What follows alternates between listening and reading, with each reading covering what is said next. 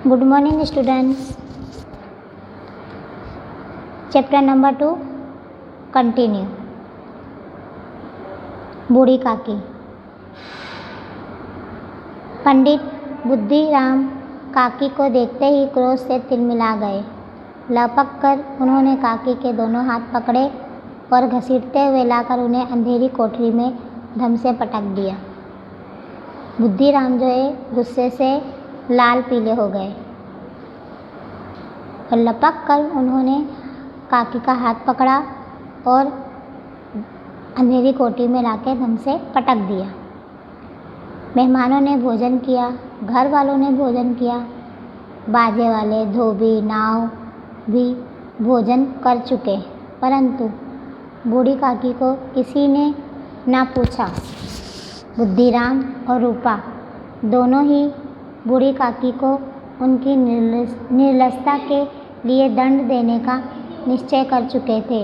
उनके बुढ़ापे पर, दीनता पर किसी को करुण ना आई। अकेली लाडली उनके लिए परेशान हो रही थी।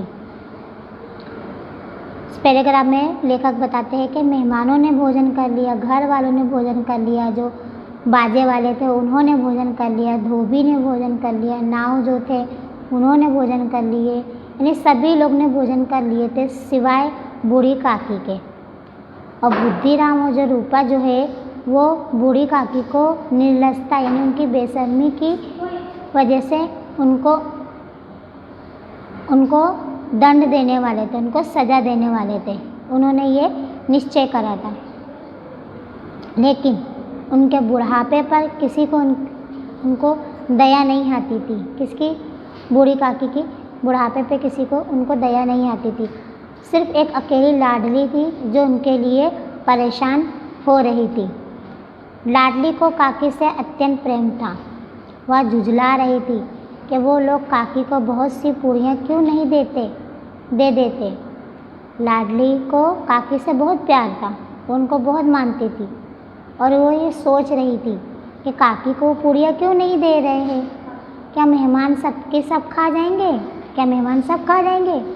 और यदि काकी ने मेहमानों के पहले खा लिया तो क्या बिगड़ जाएगा? काकी के पास जाकर उन्हें धैर्य देना चाहती थी, परंतु माँ के डर से न जाती थी। उसने अपने हिस्से की पूरियाँ बिल्कुल ना खाई थी। उन पूरियों को काकी के पास ले जाना चाहती थी। उसका हृदय अधीर हो रहा था। बूढ़ी काकी मेरी बात सुनते ही उठ बैठेंगी, पूरियाँ देखकर कैसी प्रसन्न होगी, मुझे खूब प्यार करेंगी। यहाँ पे लाडली के बारे में बताया कि लाडली जो है बूढ़ी काकी से बहुत प्यार करती थी और वह कहती थी क्या बूढ़ी काकी को उन लोग पूरियाँ क्यों नहीं दे रहे? क्या मेहमान सब खा जाएंगे? और मेहमान से पहले अगर वो खा लेंगी तो क्या हो जाएगा? वो बूढ़ी काकी के पास जाना चाहती थी, मगर वो अपने माँ के डर से नहीं जा रही थी और ये सोच रही थी कि मैं पूरी लेके जाऊंगी तो बूढ़ी काकी जो है कितना खुश हो जाएंगी और मुझे कितना प्यार करेंगी। रात के 11 बज गए थे। रूपा आंगन में पड़ी सो रही थी। लाडली की आंखों में नींद ना थी। काकी को पूरियाँ खिलाने की खुशी उसे सोने ना देती थी। जब विश्वास हो गया कि अम्मा सो रही है तो वह चुपके से उठी और बूढ़ी काकी की कोठरी की ओर चली। रात के 11 बज गए थे और लाडली को नींद नहीं आ रही थी और वो बूढ़ी काकी को पूरियाँ खिलाने की खुशी से उसको नींद नहीं आ रही थी। उसको जब विश्वास हो गया कि उसकी अम्मा सो गई है तो वो चुपके से उठी और बूढ़ी काकी की कोठरी में चली गई। बूढ़ी काकी को केवल इतना याद था कि किसी ने मेरे हाथ पकड़कर घसीटे और फिर ऐसा मालूम हुआ कि जैसे कोई पहाड़ पर उड़ाए लिए जाता है। उनके पैर बार बार पत्थरों से टकराए, तब किसी ने उन्हें पहाड़ पर दे पटका। वे मूर्छित हो गई। बूढ़ी काकी को सिर्फ इतना याद था कि जैसे उनको कोई पहाड़ से उठा के नीचे फेंक दिया हो। जब वे सचेत हुई तो किसी को जरा भी आहट ना मिलती थी। उन्होंने समझा कि सब लोग खा पी कर सो गए। यह विचार कर काकी निराश में संतोष के साथ लेट गई। गलनी से गला भर आता था, परंतु मेहमानों के डर से रोती ना थी। उनको यह आहट हो गई कि सब लोग खा पी कर सो गए होंगे और उनको रोना भी आ रहा था, मगर वो मेहमानों के डर से नहीं रो रही थी। सहसा उनके कानों में आवाज़ आई, काकी उठो, मैं पूड़ियाँ लाई हूँ। काकी ने लाडली की बोली पहचानी, छटपट उठ बैठी, दोनों हाथों से लाडली को टटोला और उसे गोद में बैठा लिया। लाडली ने पूड़ियाँ निकाल कर दी। इतने में जो है लाडली जो है बूढ़ी काकी को कोठरी में जा पहुँची और बूढ़ी काकी को उठाई। जैसे उनके कानों में लाडली की आवाज़ गई, वो झटपट उठ के बैठ गई और लाडली को अपने गोद में बिठा लिया और लाडली जो उनको पूड़ी निकाल कर दी। काकी ने पूछा, क्या तुम्हारी अम्मा ने दी है? लाडली ने कहा, नहीं, यह मेरे हिस्से की है। काकी पूड़िया पर टूट पड़ी। 5 मिनट में पिटारी खाली हो गई। लाडली ने पूछा, काकी पेट भर गया? जैसे थोड़ी सी वर्षा ठंडक के स्थान पर गर्मी पैदा कर देती है, उसी तरह इन थोड़ी पूड़ियों ने काकी की सुधा और इच्छा को और उत्तेजित कर दिया था। बोली, नहीं बेटा, जाकर अम्मा से और मांग लाओ। लाडली जो है काकी के लिए पूड़ी लेकर आती है, तो काकी कहती है कि क्या ये तुम्हारी अम्मा ने दी हो? कहती, नहीं, मैं अब मेरे हिस्से का लाई हूँ। काकी जो है फटाफट पूड़ियाँ खा लेती हैं। लाडली पूछती है कि क्या पेट भर गया? तो कहती हैं कि जिस तरह गर्मी होती है और थोड़ी सी बारिश होती है तो जैसे ठंडक होती है, इसी तरह मेरी भी भूख और बढ़ गई है, मुझे और खाना है, तुम जाकर अम्मा से और ले आओ। लाडली ने कहा, अम्मा सो गई है, जाऊंगी तो मारेगी। लाडली कहती कि मेरी अम्मा क्या है, सो गई है, अगर जाऊंगी तो मारेंगी। काकी ने पिटारी को फिर टटोला, उसमें कुछ खुरचन गिरे थे, उन्हें निकाल कर वे खा गई। बार बार होंठ चाटती थी, चटकारे भरती थी। काकी ने जो पिटारी है उसको फिर से टटोला, उसमें कुछ थोड़ा बहुत जो लगा था खुरचन वो उसके चाट गई और बार बार अपने होंठ चाटती रही और चटकारे भरती रही। हृदय महसूस रहा था कि और पूड़ियाँ कैसे पाऊँ। काकी का अधीर मन इच्छा के प्रबल प्रवाह में बह गया। उचित और अनुचित का विचार जाता रहा। वे कुछ देर तक उस इच्छा को रोकती रही। सहसा लाडली से बोली, मेरा हाथ पकड़, वहाँ ले चलो जहाँ मेहमानों ने बैठकर खाना खाया था। अब उनके दिल में ये हो रहा था कि अब मैं और पूड़ी कचौड़ियाँ कैसे खाऊं। क्या सही है क्या गलत है वो ये नहीं सोच रही थी। वो लाडली से कहती हैं कि मेरा हाथ पकड़ के मुझे वहाँ ले चलो जहाँ पे मेहमानों ने खाना खाया था। लाडली उनका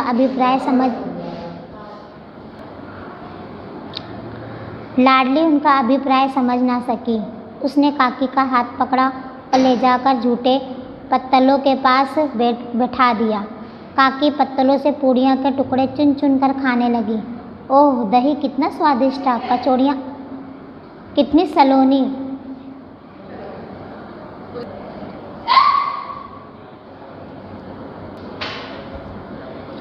लाडली उनकी बात समझ नहीं सकी। लाडली ने उनका हाथ पकड़ा और उन्हें बाहर ले गई जहाँ मेहमानों ने खाना खाया था। अब बूढ़ी काकी वहाँ पे जो खाना छोड़ चुके थे लोगों ने, वो उठा उठा के खाने लगी और उनका स्वाद बताने लगी कि हाँ, दही कितना अच्छा था, कचौड़ियाँ कितनी अच्छी थी, पूरियाँ कितनी अच्छी थी।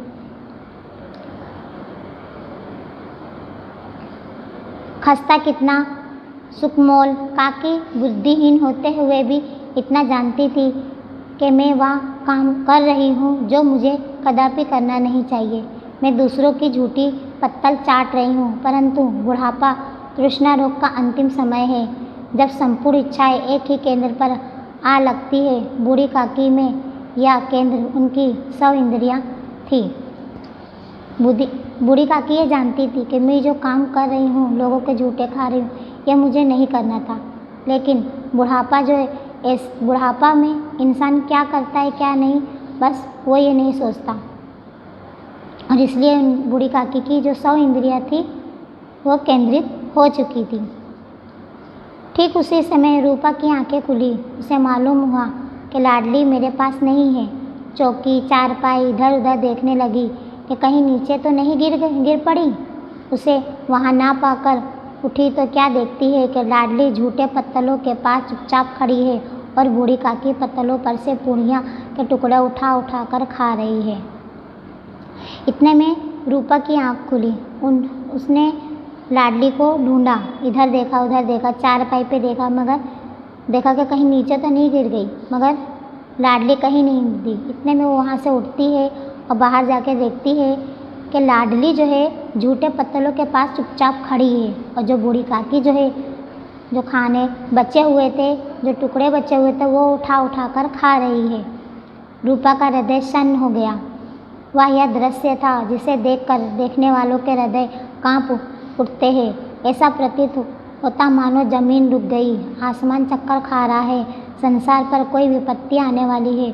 रूपा को क्रोध न आया, शोक से सम्मुख क्रोध कहाँ, करुणा और भय से उसकी आंखें भर आई। इस अधर्म के पाप का भागी कौन है? उसने सच्चे हृदय के गगन मंडल की ओर हाथ उठाकर कहा, परमात्मा मेरे बच्चों पर दया करो, इस अधर्म का दंड मुझे मत दो, नहीं तो मेरा सत्यानाश हो जाएगा। रूपा ये देखती है कि बूढ़ी काकी जो झूठे खाने वो उठा उठा कर खा रही है, ये देख के वो एकदम सन्न हो जाती है। एकदम उसको बहुत महसूस होता है कि क्या हो रहा है, कि इस तरह झूठे खाने बूढ़ी काकी खा रही है। उसको एहसास होता है कि ये जो सब हुआ है ये सब नहीं होना चाहिए। फिर वो एक अपनी नज़र ऊपर की ओर उठा के ईश्वर से कहती है कि जो अधर्म हो रहा है इसका दंड मुझे या मेरे बच्चों को नहीं देना, नहीं तो मेरा क्या हो जाएगा, सत्यानाश हो जाएगा। रूपा की ओर स्वार्थपरता और अन्याय इस प्रकार प्रत्यक्ष रूप में कभी न देखी पड़े थे। वह सोचने लगी, हाय कितनी निर्दयी हूँ, जिसकी संपत्ति से मुझे 200 रुपया वार्षिक आय हो रही है, उसकी यह दुर्गति और मेरे कारण। हे दयामय भगवान, मुझसे बड़ी भारी गलती हुई है, मुझे क्षमा करो। रूपा के मन में जो बात हुई कि वो पहले कभी नहीं थी, उसको ये एहसास पहले कभी नहीं हुआ। वो ये सोचती है कि मैं कितनी निर्दयी हूँ, जिसकी संपत्ति मुझे मिली है और वार्षिक 200 रुपये उसको पैसे मिलते हैं और उसी के साथ मैं ऐसी दुर्गति कर रही हूँ, ऐसा व्यवहार कर रही हूँ। भगवान मुझे कभी माफ़ नहीं करेगा, मुझसे इतनी बड़ी गलती हो गई है, मुझे माफ़ करना भगवान।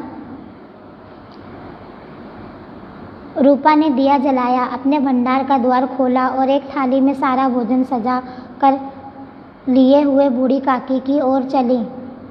उसने कंठावरुद्ध स्वर में कहा, काकी उठो, भोजन कर लो, मुझसे आज बड़ी भूल हुई है, उसका बुरा ना मानना। परमात्मा से प्रार्थना कर दो कि वे मेरा अपराध क्षमा कर दें। इतने में रूपा जो है रसोई घर में जाती है, दिया जलाती है और थाली में खाना सजा कर वो लेके आती है और बूढ़ी काकी को कहती है कि काकी लो, खाना खा लो और मुझे माफ़ कर दो और भगवान से दुआ करना कि मैंने जो अपराध किया है वो क्षमा कर दे, मुझे माफ़ कर दे। भोले भाले बच्चों की भांति जो मिठाइयाँ पाकर मार और तिरस्कार सब भूल जाता है, बूढ़ी काकी सब भूलकर बैठी हुई खाना खा रही थी। उनके एक एक रोए से सच्ची सदिच्छाएँ निकल रही थी और रूपा बैठी इस स्वर्गीय दृश्य का आनंद लेने में निमग्न थी। कि जिस तरह हम रोते हुए बच्चों को कुछ मिठाई या कुछ चॉकलेट दे दो तो कैसे वो सब कुछ भूल के उसको खाने लगते हो, जो उनके साथ जो भी हुआ वो भूल जाते। इसी तरह यहाँ बूढ़ी काकी भी उनके साथ जो भी हुआ वो सब भूल के खाने में लग जाती हैं और रूपा को दुआएं देने लगती हैं। और रूपा जो है ये दृश्य वहाँ बैठे बैठे देख रही थी। तो इस पाठ से हमें ये सीख मिलती है बच्चों कि हमारे जो घर में जो बुज़ुर्ग हैं हमको उनके साथ अच्छा व्यवहार करना चाहिए, ना कि बुरा व्यवहार। बुढ़ापे में इंसान कमज़ोर हो जाता है तो उनका अच्छी तरीके से खाना पीना, टाइम से हमको सब देना चाहिए। अगर आज हम अपने माँ बाप के साथ अच्छा करेंगे तो आने वाले टाइम पे हमारे साथ भी अच्छा होगा। आपको ये पार्ट समझ में आया होगा। यहाँ पे ये लेसन फिनिश होता है।